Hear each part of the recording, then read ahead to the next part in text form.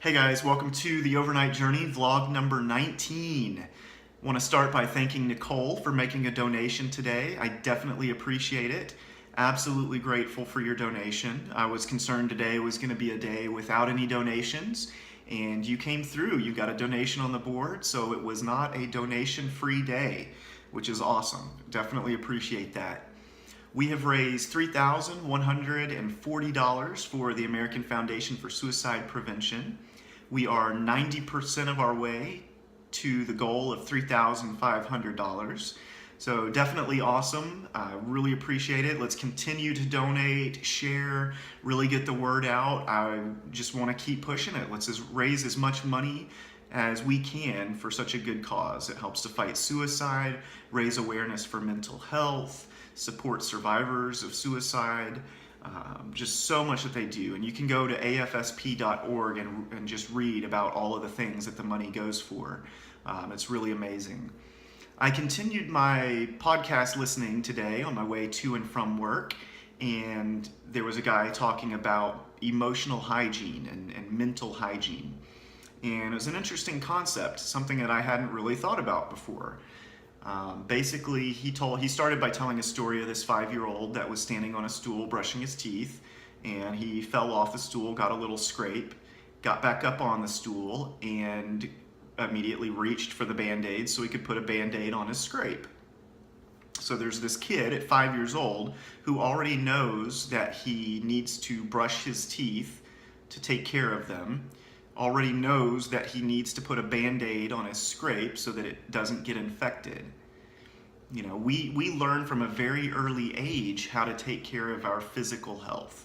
You know, we need to eat healthy, we need to exercise, we take PE classes in school, we learn that Band-Aids go on boo-boos, we know that we've got to brush our teeth. You know, there's all of these things that we learned so early on for our physical health. We don't learn things to help with our mental or emotional health. That's just not something that's taught.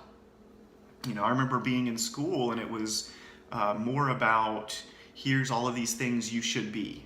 You should go to college. You should, you know, we had this character trait program.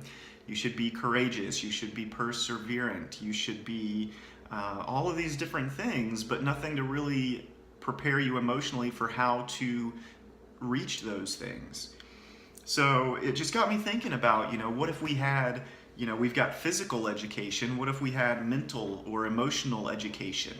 What if there were programs in schools that helped kids learn how to deal and process and, you know, take care of their mental health?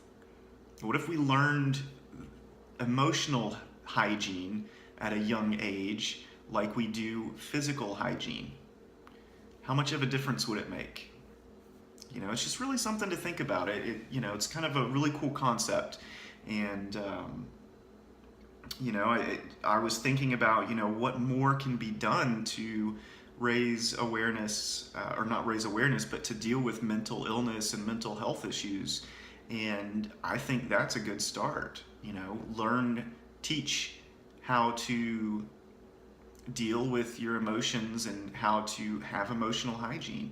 You know, what do you do when you face rejection, rather than list all of the things that you think are wrong with yourself and all of the things you wish you were. Maybe you process and think about what you're grateful for instead. You know, if you have a relationship fail, instead of focusing on the relationship that failed, think about all of the successful relationships that you have in your life. You know, there's all of these tools that we can use to take care of our mental health, but they're not taught, so we don't learn them. Usually it's later in life, after you realize something's going on, I'm not doing well mentally or emotionally, and then you go to a therapist and they kind of start to teach you some of these processes and some of these tools that you can use to improve your emotional and your mental health. So just a cool thing to think about. You know, I think there's a lot that can be done with that would really make a difference. So anyway, I will continue listening to the podcast tomorrow. Tomorrow is Friday, so happy Friday, everybody. And again, please continue all of the support. It is much appreciated. I've been absolutely amazed. And, I really just want to see how far we can keep pushing this thing and how much we can raise for the American Foundation for Suicide Prevention. I hope you guys have a good night, good day tomorrow, and a great weekend. I'll talk to you guys tomorrow night. Hey guys, so I just wanted to add something that I thought about as I was rewatching this and getting ready to post it online.